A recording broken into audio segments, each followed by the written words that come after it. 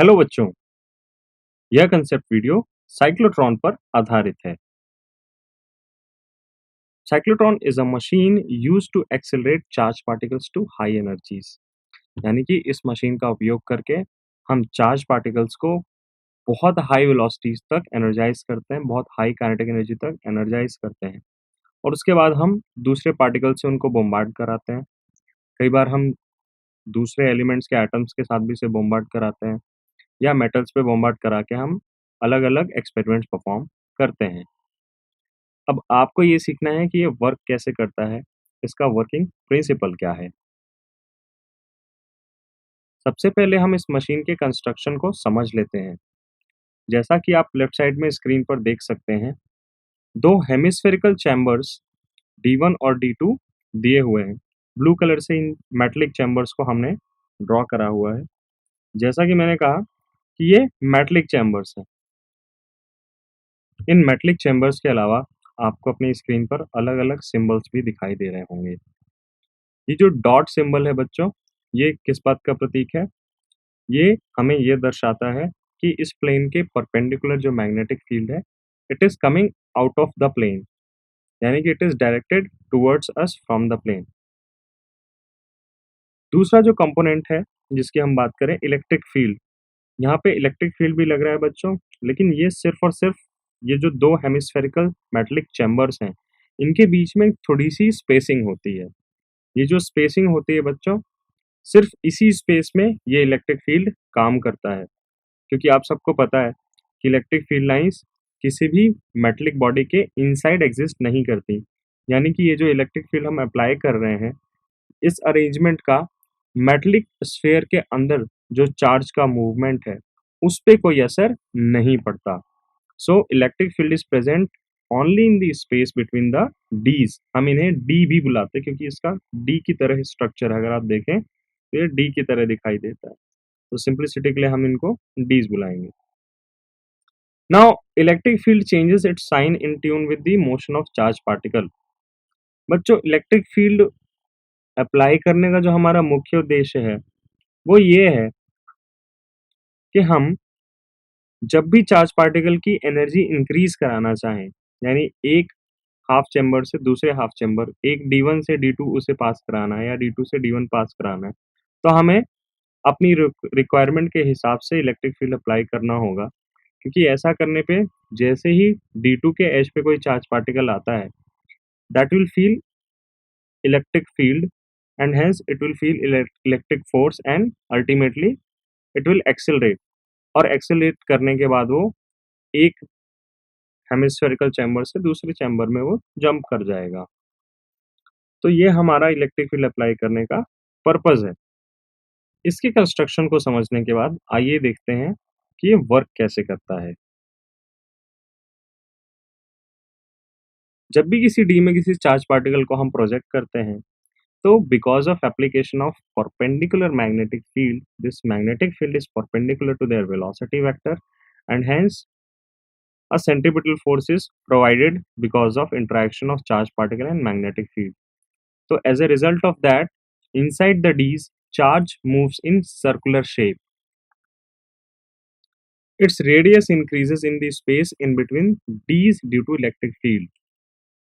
मतलब जब भी एक चार्ज पार्टिकल फर्स्ट डी से सेकेंड डी में जाता है, उसका रेडियस बढ़ जाता है। उसका कारण ये है बच्चों कि जैसे हमने इस पॉइंट से चार्ज पार्टिकल को प्रोजेक्ट किया, and because of application of this external magnetic field which is directed outwards the plane of paper, ये सर्कुलर पाथ में मूव करने लगेगा और जैसे ही ये वापस से डी की बाउंड्री में जाएगा, हमने ये इलेक्ट्रिक फील्ड अप्लाई कर रखा है इन tune with the motion of charge particle. हमें पता है कि वाइल डाउनवर्ड मोशन D1 से D2 चार्ज पार्टिकल का मूवमेंट होगा, तो हम उसी डायरेक्शन में इलेक्ट्रिक फील्ड अप्लाई करेंगे and as a result of that it will gain some kinetic energy because whenever a charge particle is accelerated, अगर हम इसे एक्सेलरेट करेंगे उसकी वेलोसिटी बढ़ेगी एंड हेंस इसकी काइनेटिक एनर्जी भी बढ़ेगी। तो वो इस पाथ में मूव करने की बजाय जंप कर जाएगा दूसरे डी में और साथ ही साथ कुछ एक्स्ट्रा वेलोसिटी गेन कर लेगा एंड बिकॉज ऑफ दैट उसका जो रोटेशन का रेडियस है, जिस सर्कुलर पाथ में उसे घूमना है दूसरे डी में, वो रेडियस भी बढ़ जाएगा। अब देखिए बच्चों, इस पॉइंट से D2 से D1 जब भी हमें पार्टिकल को जंप कराना होगा, तो हम एग्जैक्टली उल्टा इलेक्ट्रिक फील्ड अप्लाई करेंगे, जैसा कि फिगर में दे रखा है उसका जस्ट उल्टा। यानी कि हमें एक कंप्लीट रोटेशन में एक बार हमारे इलेक्ट्रिक फील्ड को अल्टर करना पड़ता है, उसकी डायरेक्शन चेंज करनी पड़ती है। आप देख सकते हैं इस एनिमेशन में, जैसे ही ये मैग्नेटिक फील्ड रीजन में एंटर करता है, आप देखेंगे ये मैग्नेटिक फील्ड में एंटर करा और सर्कुलर पाथ में तब्दील हो गया इसका मोशन। और फिर ये वापस से जब डी क्रॉस करेगा बच्चों, यहाँ पे ये डी क्रॉस करा और ये स्ट्रेट लाइन में मूव करा, तो बच्चों इस रीजन में, जो डी के बाहर वाला रीजन है, यहाँ पर हम इलेक्ट्रिक फील्ड अप्लाई करते हैं, ताकि हमारे ऑब्जेक्ट, हमारे चार्ज पार्टिकल की काइनेटिक एनर्जी बढ़ जाए और वो हायर रेडियस वाले सर्कुलर पाथ में रोटेट करने लगे। तो इस एनिमेशन से आपको एक आइडिया लग गया होगा कि किस तरह से चार्ज पार्टिकल डीज के इनसाइड मूव करता है, और जैसे ही वो डीज के बाहर निकलता है, वो एक लीनियर पाथ अटेन करता है, और उस लीनियर पाथ में because of application of electrostatic field, this electric field accelerates the charge particle, it gain some kinetic energy, और इस वजह से इसकी वेलोसिटी बढ़ जाती है, और वेलोसिटी बढ़ने के कारण वो फिर एक हायर रेडियस वाले सर्कुलर पाथ में मूव करने लगता है। The important point is the whole assembly is evacuated to minimize the collision of ions and air. अब बच्चों ये जो पूरा सिस्टम है, इस पूरे अरेंजमेंट में हम किसी भी तरह की गैस, किसी भी तरह की एयर को अलाउ नहीं कर सकते, बिकॉज जो भी गैस होगी उसमें उसके खुद के पार्टिकल्स होंगे, और उन पार्टिकल से हमारा चार्ज पार्टिकल कोलाइड कर जाएगा, तो हमारा एक्सपेरिमेंट फेल हो सकता है। जो हम एक्सपेक्टेड रिजल्ट एक्सपेक्ट कर रहे हैं वो हमें शायद ना मिले।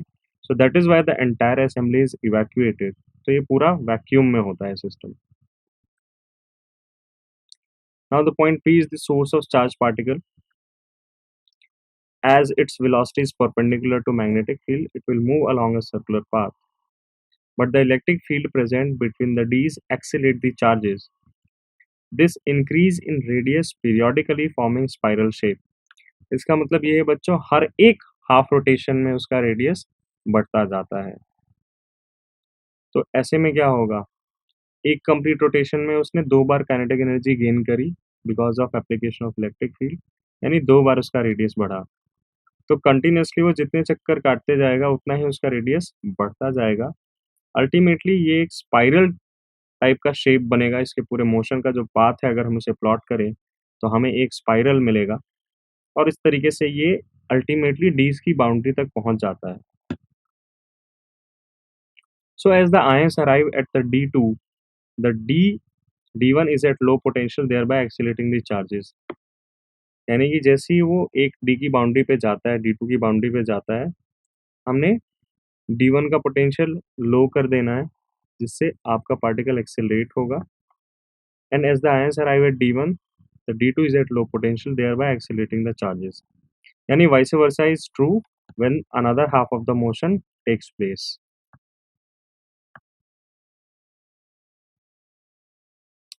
सो अल्टीमेटली हमारा ये कंक्लूजन है इसमें, the moment their energy is corresponding to the radius of D, they are deflected by the magnetic field and leave the system via exit slit. यानी कि जैसे ही, क्योंकि आप अगर फॉर्मूला याद करें बच्चों, R is equal to the radius of circular path is equal to M V upon Q B, यानी कि वो मोमेंटम के डायरेक्टली प्रोपोर्शनल है। जैसे जैसे काइनेटिक एनर्जी बढ़ेगी वैसे वैसे मोमेंटम बढ़ेगा आपके चार्ज पार्टिकल का, एंड अल्टीमेटली उसके सर्कुलर पाथ का रेडियस भी बढ़ेगा। और ऐसा हम तब तक अलाउ करेंगे जब तक आपके चार्ज पार्टिकल के सर्कुलर पाथ का रेडियस डीज के रेडियस के बराबर ना हो जाए। जैसा ही होगा ऐसा, इस सिचुएशन को हम अटेन करेंगे। The charge particles are deflected by the magnetic field and leave the system via exit slit. वो एग्जिट स्लिट के द्वारा बाहर निकाल दिए जाएंगे। अब आप खुद सोचिए, हर बार चक्कर लगाता है, दो बार काइनेटिक एनर्जी गेन करता है चार्ज पार्टिकल, तो जब वो बाहर निकलेगा तो उसके पास कितनी सारी एक्स्ट्रा काइनेटिक एनर्जी होगी। सो सर्कुलर मोशन तो हमने पढ़ा ही है बच्चों, किसी भी चार्ज पार्टिकल को अगर हम परपेंडिकुलर मैग्नेटिक फील्ड में रखते हैं तो वो एक सर्कुलर पाथ अटेन करता है। यहाँ पर भी टाइम पीरियड का फॉर्मूला सेम ही रहेगा, 2 pi M upon Q B, and nu C is the Q B upon 2 pi M, this is known as cyclotron frequency.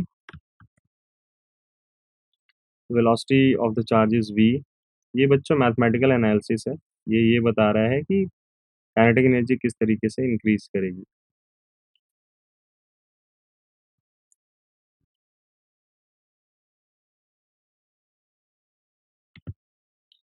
इस एनिमेशन के द्वारा आप समझ सकते हैं कि किस तरीके से चार्ज पार्टिकल का मोशन हो रहा होगा। ये D1 की बाउंड्री पे चार्ज पार्टिकल है, इसने वेलोसिटी गेन करी, दूसरे डी में गया, और इस तरीके से ये साइकिल कंटिन्यू होती रहती है बच्चों, तब तक जब तक हमारे चार्ज पार्टिकल के सर्कुलर पाथ का रेडियस डी के रेडियस के बराबर ना हो जाए। जब भी हम ये सिचुएशन अटेन करते हैं, अचीव करते हैं, we allow the particle to exit through the exit slit of the dees. So the frequency of applied voltage nu A is so adjusted that it gets reversed in the same time as the time taken by the charge to complete half revolution। क्योंकि हमें एक condition याद रखनी चाहिए बच्चों, condition ये है बच्चों, यहाँ पे जो सिंबल दिख रहे हैं आपको, ये वेलोसिटी के सिंबल नहीं है, ये न्यू फ्रीक्वेंसी का सिंबल होता है, ये उसके सिंबल है। थोड़ा सा टाइपिंग एरर है यहाँ पे। सो मैंने आपको बताया था एक कंप्लीट रोटेशन में हमने एक बार अपने इलेक्ट्रिक फील्ड का पोलैरिटी चेंज करना होता है, एक बार उसका डायरेक्शन चेंज करना होता है। तो अगर मैं बोलूँ एन रोटेशंस में कितने बार करना होगा, तो वो भी होगा एन टाइम्स आपको अपने इलेक्ट्रिक फील्ड की डायरेक्शन चेंज करनी होगी। तो बेसिकली अल्टीमेटली रिक्वायर्ड कंडीशन तो यही निकली कि साइक्लोट्रॉन फ्रीक्वेंसी ही आपके अप्लाइड वोल्टेज की फ्रीक्वेंसी होनी चाहिए, कि जितने आपके रोटेशंस पर सेकंड हो रहे हैं उतने ही टाइम्स आपका इलेक्ट्रिक फील्ड का डायरेक्शन चेंज होना चाहिए। सो ये कंडीशन जो है जब हम अचीव करते हैं, इसे हम रेजोनेंस कंडीशन कहते हैं, where the frequency of applied voltage is equal to frequency of cyclotron. So these are the conclusions of cyclotron. Cyclotron was invented in 1934 by E.O. Lawrence and M.S. Livingston. It is used to accelerate charged particles to high energies. And इसका जो working principle है बच्चों, वो आप याद रखेंगे, the angular frequency of the rotation of charge particle omega is equal to Q B upon M, and it is independent of its speed और the radius of its orbit. ये हमने circular motion पढ़ते वक्त पढ़ा होगा। Cyclotron uses both electric and magnetic field to increase the speed of charged particle। अब ये कुछ एरियाज है जहाँ पे हम साइक्लोट्रॉन यूज करते हैं, like to produce radioactive substances which can be used in treatment and diagnosis, to implant ions into solids and modify their properties or even synthesize new materials, bombard nuclei with energetic particles accelerated by cyclotron to study nuclear reactions। तो बच्चे जहाँ कहीं भी हमको charge particle collide कराना होगा, वहाँ कहीं भी हम साइक्लोट्रॉन यूज कर सकते हैं। बॉटम लाइन ये है। सो साइक्लोट्रॉन के बारे में काफी लंबा चैप्टर हो गया, काफी सारी बातें हमने सीख ली, अब कंसेप्ट्स को टेस्ट करने का वक्त आ गया है। A cyclotron oscillator frequency is 15 megahertz. What should be the operating magnetic field for accelerating protons if the radius of the disc is 0.8 meter? What is the kinetic energy of proton beam produced by the accelerator? मैं 1 minute का समय देता हूँ आपको, आप proper steps follow करेंगे जो मैंने आपको सिखाए हैं। पहले प्रॉब्लम को विजुलाइज करने की कोशिश करिए, सेकंड जो भी रेलेवेंट फॉर्मूले हैं आप वो लिखिए, गिवन डेटा लिखिए और फिर सॉल्व करिए। बढ़ते हैं सॉल्यूशन की ओर।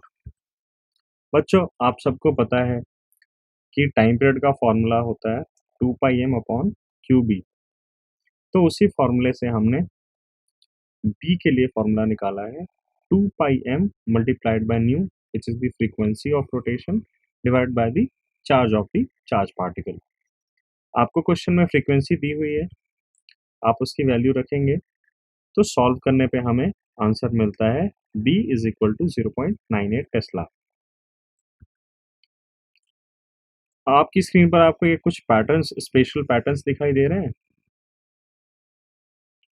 क्या आपने कभी सोचा है कि इस तरह के पैटर्न्स आसमान में क्यों बनते हैं? बच्चों, जब भी सनरेज़ हमारे अर्थ के एटमॉस्फेयर को हिट करती हैं, वो हिट करती हैं सोलर वेव्स के फॉर्म में, सोलर हीट वेव्स के फॉर्म में।